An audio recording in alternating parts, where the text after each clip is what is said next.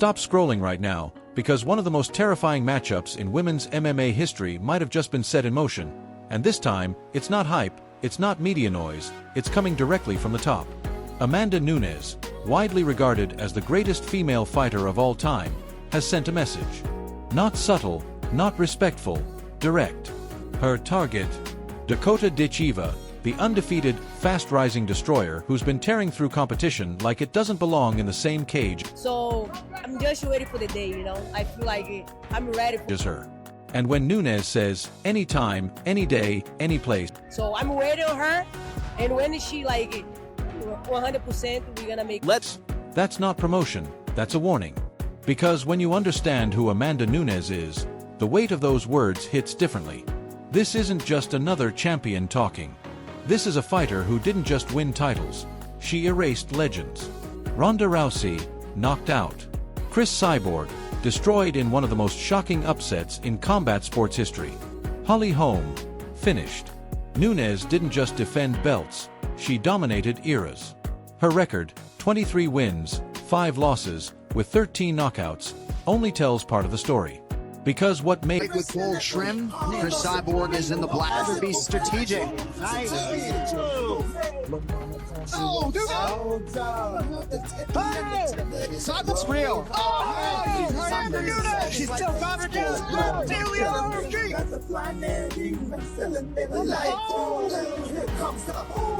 As Cyborg went, she just threw with reckless abandonment. We saw Nunes with no fear try to connect, sharper and just as strong. Overhand, left hook, overhand, left hook, and over this last one. Bam! Straight on the temple. What made Nunes different wasn't just the wins, it was how she won. Forward pressure, brutal power, and a mindset that didn't believe in playing safe. When she landed clean, fights ended. No hesitation. No second chances. And maybe the scariest part of all?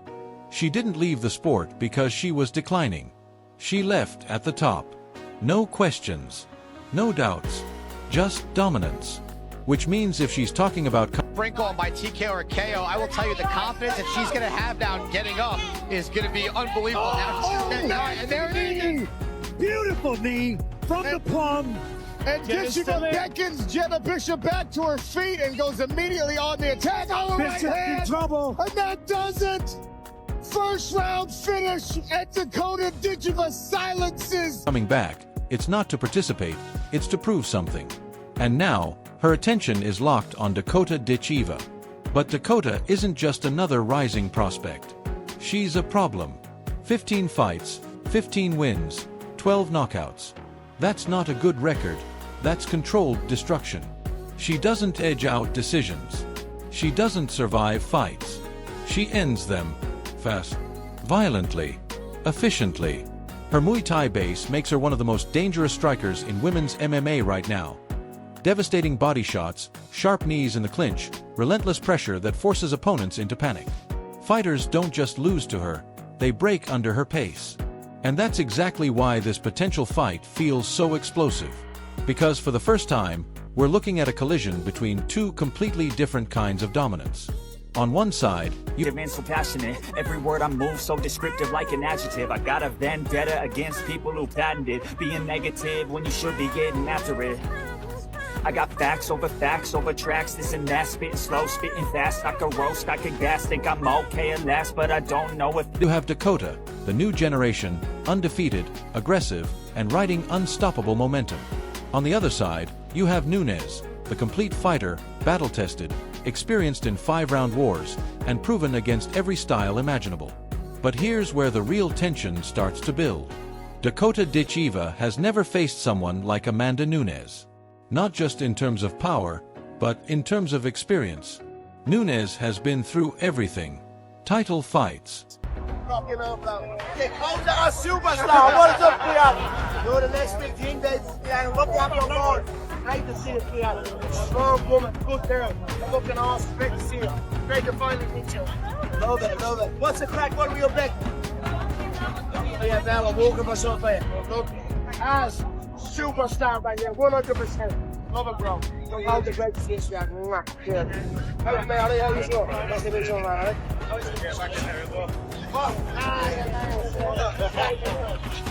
Who's your dream opponent? A dream opponent would maybe be Shevchenko. Even though I look up to her a lot, I still want to be in her position and be able to beat someone like her, so yeah. I've had to change a lot, and obviously I've been taught a lot since coming to American Top Team. You know, they've kind of turned me into an MMA fighter rather than just a striker, you know, which I think is super important. I can't just go my whole career relying on my striking. I've got to be able to switch it up. And I think having the good team around me to kind of put different aspects of my game together has kind of leveled up my striking at the same time. So even though, you know, my mum gave me these great genes and taught me my whole career, the added, you know, input from American Top Team has kind of just leveled it up as well. Comebacks, pressure moments, opponents with elite striking, grappling, wrestling, you name it, she's beaten it. Dakota, as dangerous as she is still rising, still evolving, still untested at that championship. No McGregor looked Dakota in the eyes and called her a superstar. Depth. So the question becomes uncomfortable, but necessary. What happens if Dakota doesn't get the early finish? Because her style thrives in chaos. Fast starts, overwhelming pressure, early damage. But Nunez, she doesn't panic in chaos. Your body work was impeccable tonight. I mean, you tore up her calf. She had the scratches and everything on it after a couple kicks, and you basically dropped her with some body shots there. How does it feel to, like, you know, just know that your striking is good in all aspects? Yeah, I feel like you know, I'm still learning with my striking and kind of figuring myself out, and like, you know, that's like I have had a body shot stoppage before, but I'm kind of just like getting used to different tools and like getting different finishes, which is really exciting for me. You know, I feel like I've got still so much to learn. Everyone goes on about my striking all the time and how good I am, and I appreciate what they say, but I still feel like I have so much to improve on still. So if people are saying, you know, good things about my striking now, imagine in a few more years when I'm stuck in the gym and kept working hard and keep coming up with stuff like this. So first place, first round finish. Would you say this went exactly as planned? Yeah, I would say so. But I mean, I think some of the other girls have done just as good, you know. So it'd be interesting to see how the table plays out now and who I face next. Were you surprised it wasn't stopped sooner? I know you had her in a very bad spot right before the stoppage there. Fair play to her, yeah, she got back up after the first body shot and I sank it in, like I felt it straight away, so I'm not surprised that she went down. But she got back up and kept going, but obviously the second time around she couldn't.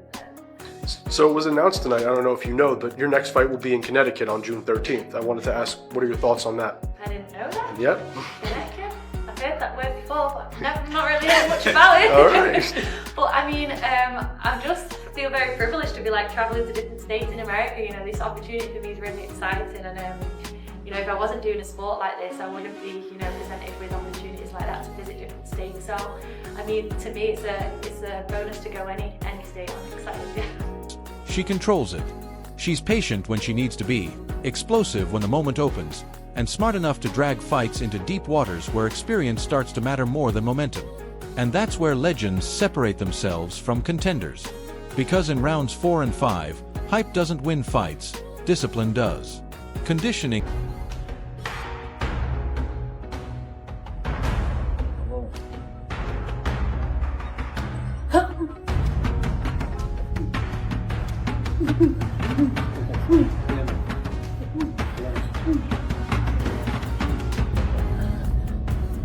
does.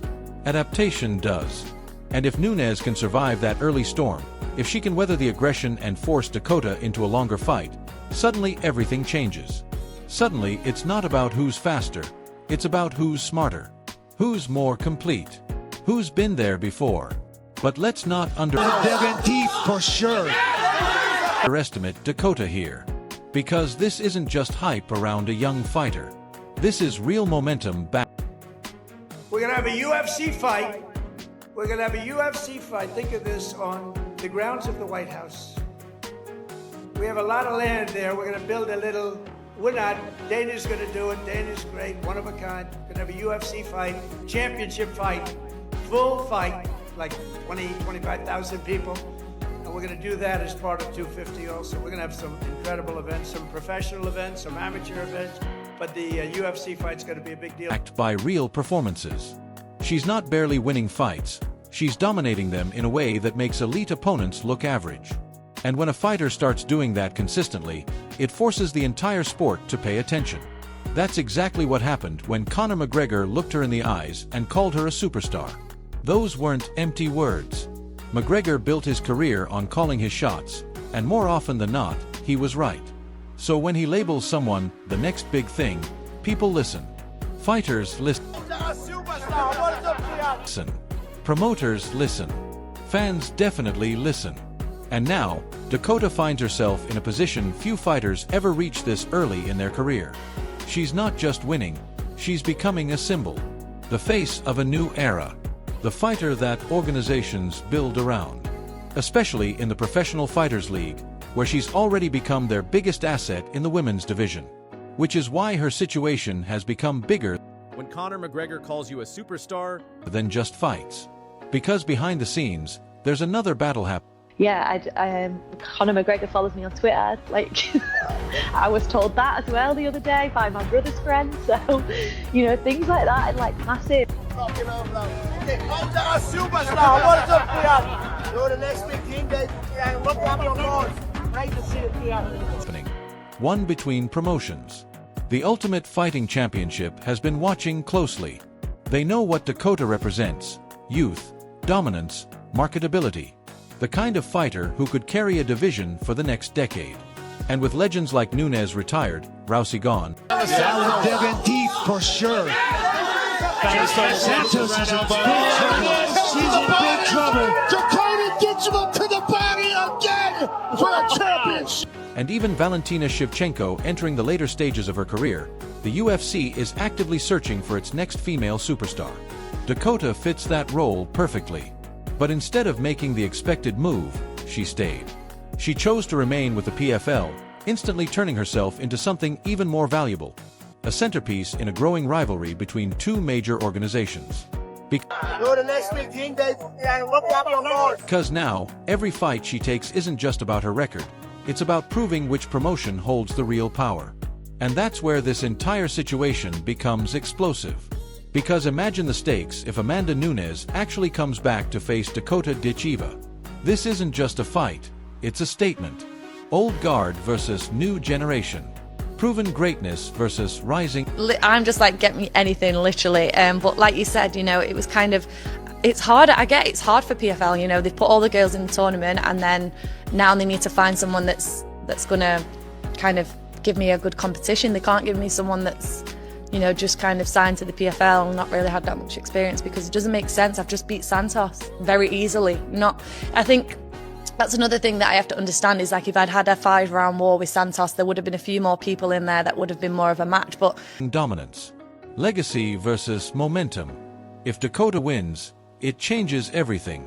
It doesn't just elevate her, it redefines the division. It proves that the new era has officially arrived.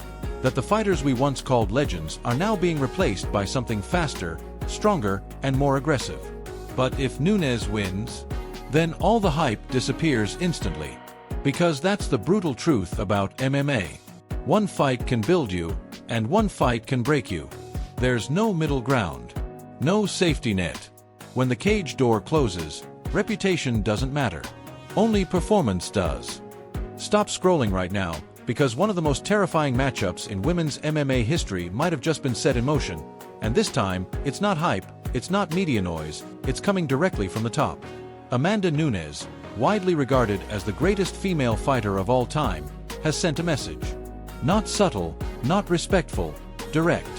Her target, Dakota Ditcheva, the undefeated, fast-rising destroyer who's been tearing through competition like it doesn't belong in the same cage as her. And when Nunez says, anytime, any day, any place, that's not promotion, that's a warning. Because when you understand who Amanda Nunes is, the weight of those words hits differently. This isn't just another champion talking. This is a fighter who didn't just win titles, she erased legends. Ronda Rousey, knocked out. Chris Cyborg, destroyed in one of the most shocking upsets in combat sports history. Holly Holm, finished. Nunez didn't just defend belts, she dominated eras. Her record, 23 wins, 5 losses, with 13 knockouts, only tells Talking about